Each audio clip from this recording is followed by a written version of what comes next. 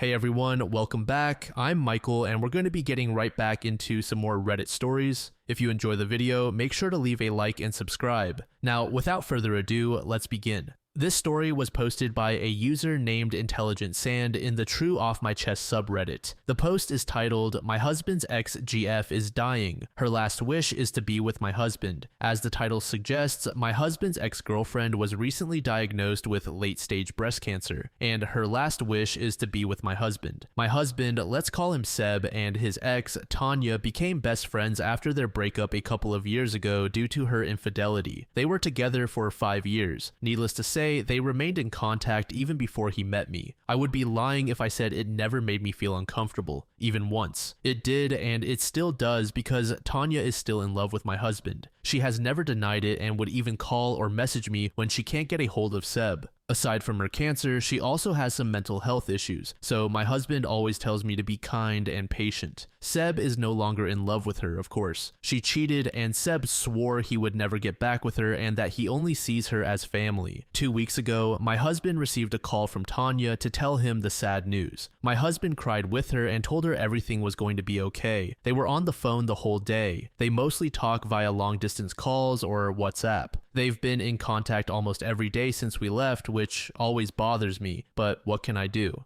After that call, my husband told me everything. To be honest, I felt bad for her and genuinely sad. I asked him what was going to happen now. Seb told me he's going back to Canada, which was a shock. He then said that her last wish is to be with him. I didn't say anything except, "What about me?" He replied that if I couldn't leave my job, then he would visit me whenever he got the chance. I walked out without saying anything. I've been avoiding my husband since the phone call and have been ignoring him whenever he tries to bring up the conversation. Yesterday, I found out he already bought a ticket and is flying back home in January. I feel like he's abandoning me, but at the same time, I feel selfish for hating both of them. I'm honestly thinking of getting a divorce because it seems like he's choosing her over me. But then I think about why my husband is so attached to her. Seb considers Tanya and her family like his own since he doesn't have one. She's probably like a sister to him now. But Tanya doesn't feel the same. She's madly in love with my husband, and him granting her wish will surely make her think they still have a chance. My entire life, I've been putting others first. I've been very patient and understanding about their strange relationship. I feel sick and confused. I want to call her and yell at her for ruining my marriage, for trying to steal my husband from me, for using her sickness to get what she wants, for being a bitch. I'm so mad at both of them. What did I do to deserve this?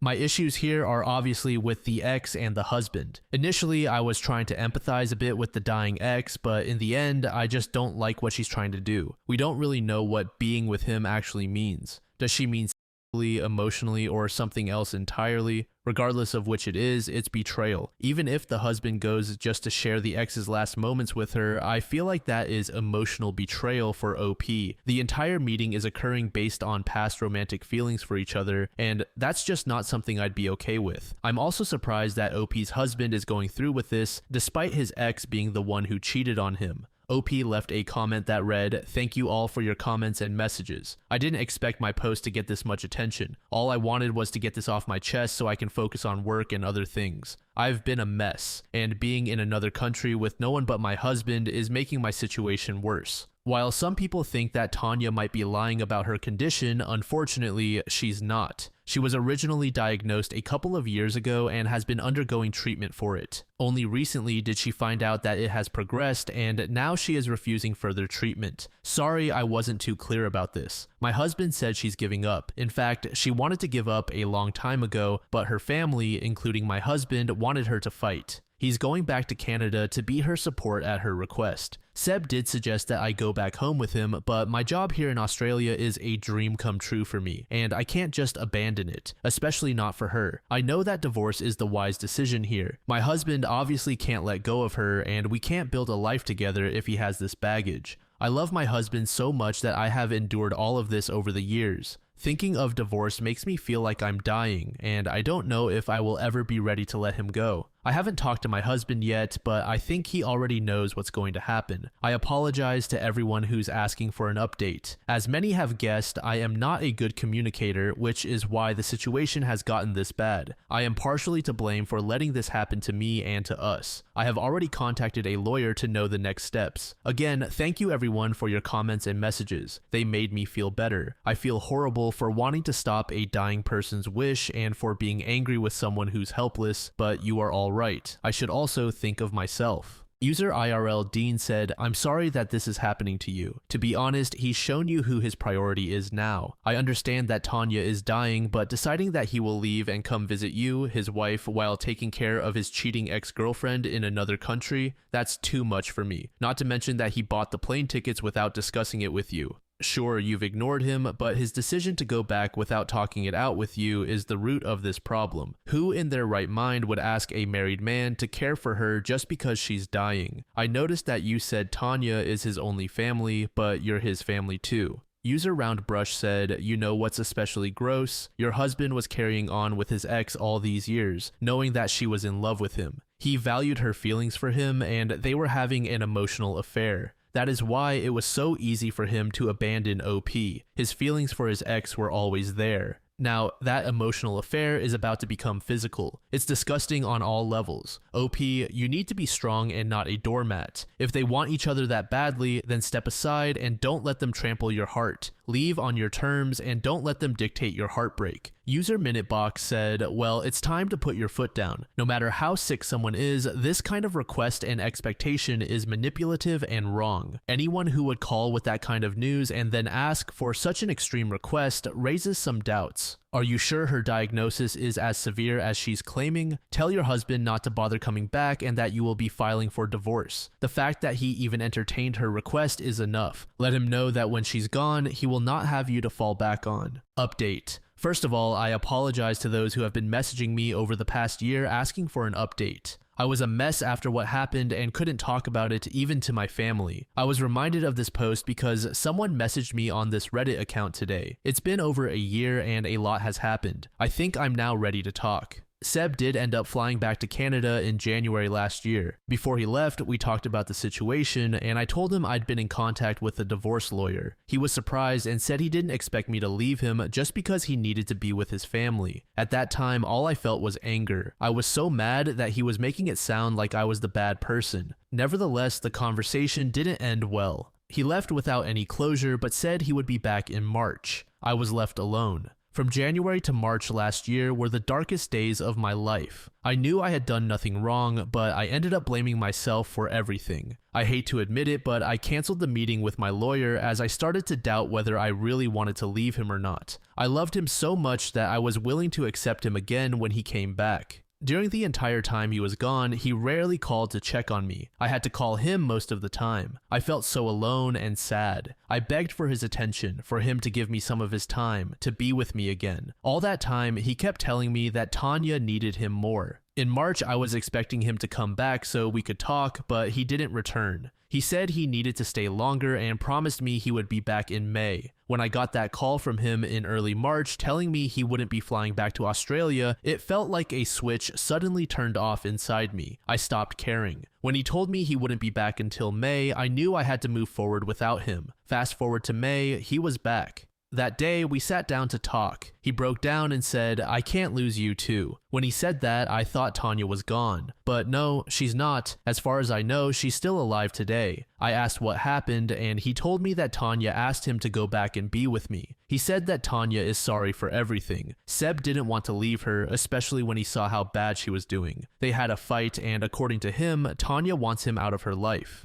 If I were the same naive person, I would totally accept him back. But at that time, all I could think was, he's only back because Tanya doesn't want him anymore. I let him cry, comforted him, and allowed him to stay in my apartment. A week later, I told him I was divorcing him. At first, he refused to leave. It was a long and painful process, but on my birthday in July, he finally realized that he couldn't manipulate me anymore. By August, he was back in Canada. The divorce is not finalized yet, but we have been separated since he left. He tried to contact me several times last year, and Tanya also tried to reach out. Everyone, including my family, tried to convince me to give him a second chance. But that day in March, when I finally came back to my senses, I knew nothing could make me change my mind. As of now, I'm doing fine on my own. I got promoted last year and moved to a bigger apartment near the beach. I found new friends and recently started getting into Pilates. I've traveled around Australia and New Zealand and met some amazing people. I feel like a completely different person.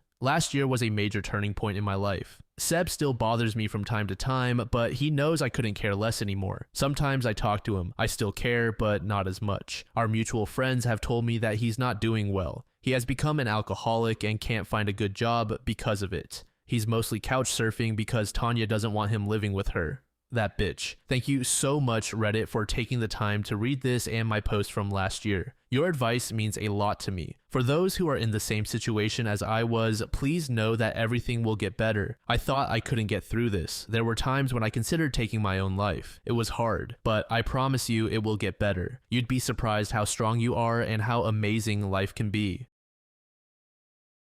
This next post was made in the same subreddit by a user named Fearless Till. The post is titled, "My GF's little sister has a crush on me and everyone but me thinks it's cute. I'm so tired of this situation. I want to break up with my girlfriend. My girlfriend and I are in our early 20s and she has a 14-year-old sister who has a crush on me. She's always trying to find ways to help me out, talk to me, be alone with me, wear her best clothes around me, and has even started getting into makeup to copy her sister's look. I don't think it's cute the way everyone else does. They laugh and humor her, teasing her about her crush on me by saying things like, 'I saw sister's boyfriend today,' or 'Is he your boyfriend?' It's so gross and uncomfortable. Recently, when I've tried to get some alone time with my girlfriend at her house, we've been interrupted by her sister pounding on the door asking what we're doing. It blows my mind how no one thinks this is weird. They basically encourage her behavior. She got a slap on the wrist once for trying to unlock her sister's door while we were in there together, but that's it. They all think it's just a funny little crush that will go away.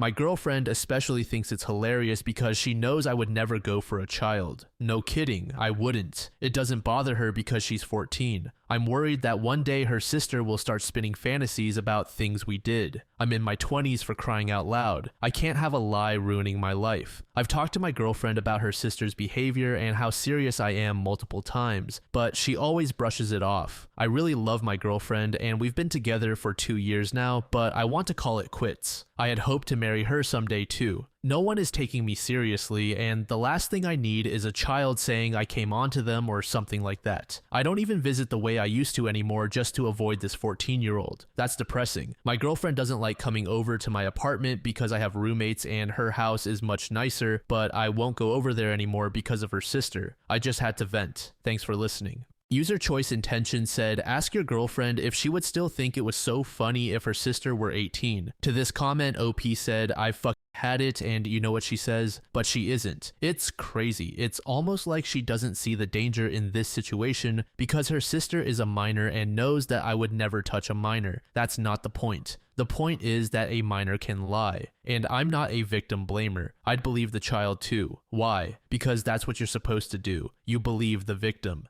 She also keeps saying that nothing bad will happen because she knows her sister. My biggest fear is that her sister will get mad one day or feel a little extra delusional and then lie. All it takes is one little text message to her friend or one small accusation and I'm done for. Writing comment after comment makes me feel like a fucking idiot for dancing around this situation for so long. I'm going to talk to my girlfriend seriously one last time. And if it doesn't work, it doesn't work. But I really hope that it somehow works out. I don't know what my future will look like if it does, but I know that her sister isn't in it. User NetoDao said, "If your girlfriend doesn't understand how frustrating this is for you, that's a good enough reason to leave. It's not just about the sister, it's mainly about how your girlfriend doesn't take your feelings seriously. This pattern will likely continue with other issues as well."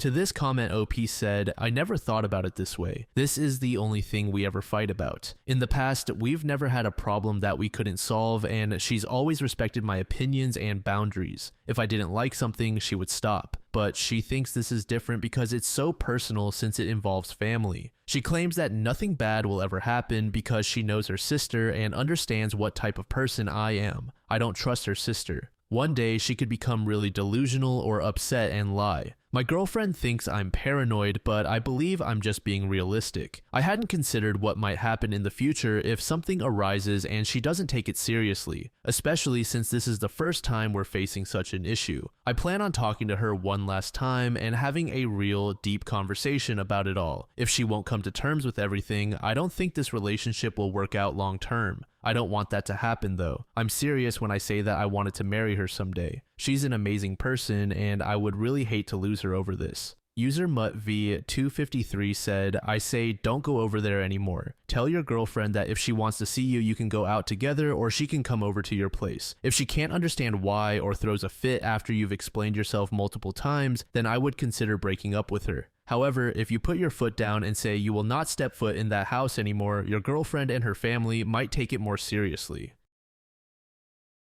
This next post was made in the relationship subreddit by a user named Inside Camp. The post is titled, My boyfriend told me he was a doctor. I walked in on him behind the counter at Taco Bell. I met him on an app 3 months ago. He said he was a doctor and that he did his undergrad in biology at an Ivy League school. Everything was going great. The sex was fantastic and he was very romantic, although he didn't like to spend a lot of money on me. Last night, I happened to walk into a Taco Bell and saw him working behind the counter. We looked at each other and I went up and ordered without addressing him. Afterward, I went home to process what I had seen. I tried calling him today, but he wouldn't answer. How could he lie to me like this? Do men do this often? I'm in absolute shock. Should I just forgive him for lying and move on with the relationship, or should I break up with him? I'm not sure if I would have given him a chance if I had known he worked at Taco Bell from the start, but I'm in love with him at this point. What should I do once I manage to talk to him again? User Asian Girl said, It is not normal for people to lie like this, especially not to start a relationship off with such a big lie. As others have said, who knows what else he has lied about or is capable of lying about? I'm sorry, but I personally think it's best to cut your losses now. For all you know, you are just in love with a fake character he created to woo you. User Hop, Skip, and Jump said, What is there to talk about? He told you a huge lie, so who knows what other lies he has told you. You've only been dating for a few months, so cut your losses. Years ago, I dated a guy who claimed he was the creative director for a film and entertainment company. We dated only briefly because he had a lot of emotional problems. Years later, in a strange coincidence, this same guy applied to be my boss's personal assistant, and I learned that all of that was a complete lie. He was basically just a production assistant. Yes, sometimes guys lie about their jobs to seem more attractive. A deleted user said, A friend of mine who is a doctor graduated from a really good medical school and worked some fast food shifts on his off days because residency pay is pretty bad. If he's 32, chances are he could be a resident working a few shifts here and there to make some extra money. In my friend's case, he worked at a Subway and took advantage of the leftover bread and meat to make lunches for himself since he didn't have much time to get groceries. I know doctors who drive for Uber, do Instacart, etc. because of the significant loans they've taken on, but if that were the case, I think he would have given you that explanation. Update. I spoke to him again last night in person. He told me that he originally started his profile as an experiment to see how listing a prestigious education and profession would affect his success on the app. He actually has a liberal arts degree from a less prestigious school and has only ever worked in fast food. He said that his original intention was never to date anyone while lying about his profession. When I started talking to him on the app, he wanted to continue the experiment just to see if he could convince me to meet him in person. Then, when the date went well, he was afraid to tell me the truth. I told him that I forgive him, but that I could not continue the relationship. I suggested that we could be friends with benefits, and he agreed. We ended up hanging out like usual, and I still slept over. So at this point, we're no longer officially in a relationship, but I will continue to see him as a friend for now as I consider looking for a new man to date. I will also be more open to dating fast food workers and other lower income men who are honest about their jobs. I'm not sure if this is the update anyone was hoping for, but it is what it is. So we're officially over, but not exactly.